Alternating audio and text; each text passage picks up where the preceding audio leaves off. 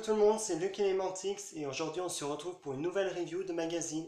Alors c'est le magazine Disney Fairies qui est sorti donc en 2006, soit 2 ans avant que la gamme soit devenue populaire grâce au film sur la fée Clochette. Donc je l'ai eu au mois de mai dernier en brocante pour 1 euro. Donc ce magazine présente l'univers de la fée Clochette tel qu'il était avant les films. Donc vous allez voir qu'il y a quelques différences avec l'univers que vous connaissez sûrement grâce au film. Alors je viens de déballer le magazine, donc comme vous pouvez voir, il y a une pièce en carton qui permet de le voir plus facilement en librairie, le magazine en lui-même et bien sûr le cadeau. En cadeau avec ce magazine, on a un porte-clés de la fée Clochette qui est vraiment super détaillé, vraiment c'est très réussi. Alors le problème c'est que le magazine a dû passer trop de temps dans les cartons puisque du coup le socle s'est replié sur lui-même, du coup c'est un peu bizarre. D'ailleurs, vous pouvez voir ici d'ailleurs que le pied commence à se retirer de la chaussure, c'est pas bon signe. Mais sinon, elle est super jolie. En haut du carton, on a une bande avec marqué Disney Fairies, cadeau le porte-clés Clochette. Vous pouvez voir qu'on a une image de la figurine à gauche. Et à droite, on a une bulle rouge avec marqué Nouveau. Et en dessous, on retrouve l'illustration de la fée Clochette telle qu'on a sur la couverture du magazine. Au dos du carton, on retrouve la même bande au-dessus qu'on avait sur le devant.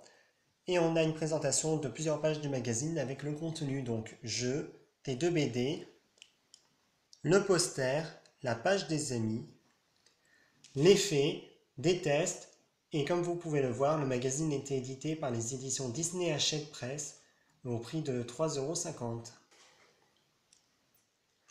On passe maintenant au magazine.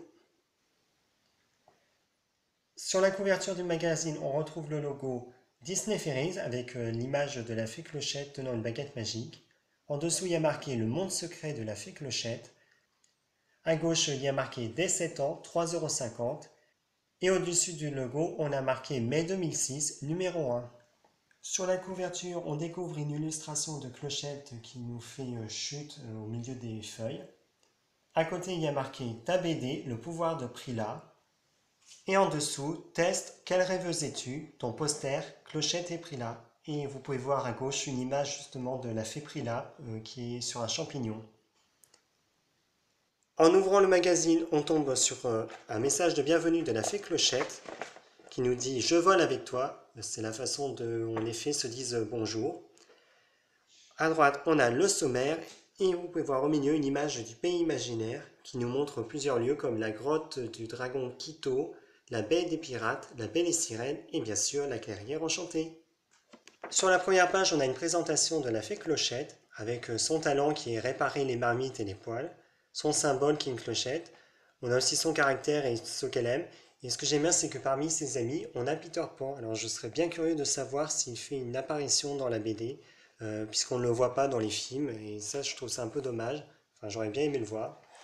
Ensuite, on a une BD qui s'appelle Le Talent de Prila, qui est donc une petite fée qui vient d'arriver dans la clairière enchantée et qui ne connaît pas encore son talent.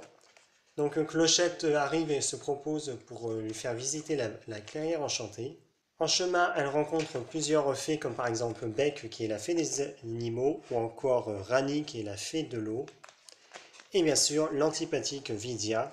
Vidia se propose pour emmener Prila au moulin de poussière de fée, mais manque de peau, elles sont attaquées par un faucon. Et Prila se retrouve toute seule à devoir chercher son chemin. Elle finit par tomber sur une fleur et découvre une fée qui s'était perdue à cause d'un ouragan. Elle ramène la fée à l'arbre des dames et c'est comme ça qu'elle comprend que son talent est d'être en contact avec le monde des enfants, car c'est grâce à son talent qu'elle a pu retrouver cette fée égarée. Ensuite, on arrive à la page des jeux de fées, qui nous présente plusieurs jeux.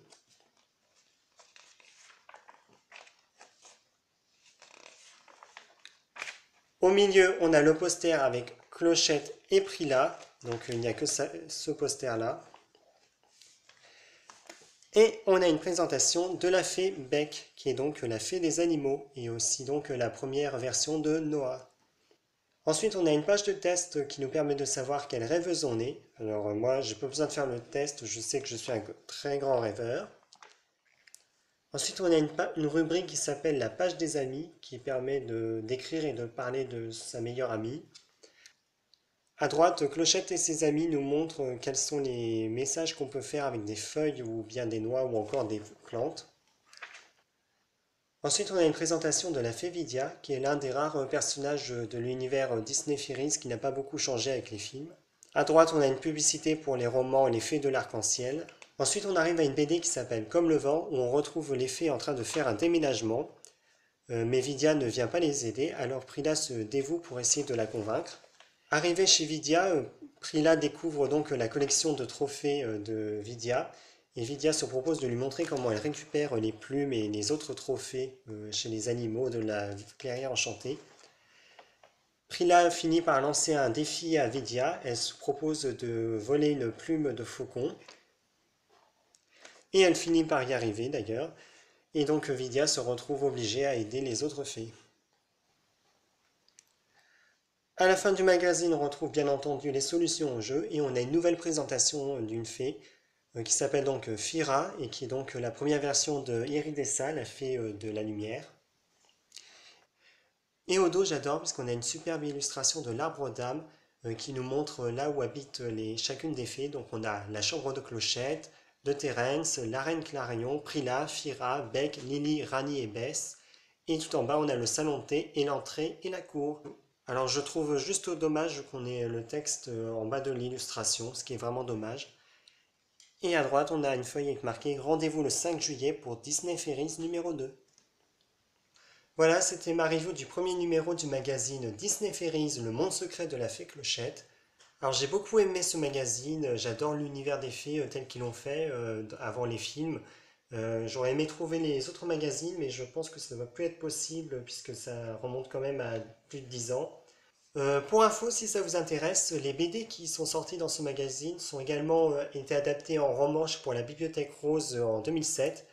Sur ce, si vous avez des questions, n'hésitez pas à me laisser des commentaires pour me dire ce que vous avez pensé de la review. N'hésitez pas à vous abonner à ma chaîne pour ne manquer aucune de mes prochaines reviews. Et moi, je vous dis à très bientôt.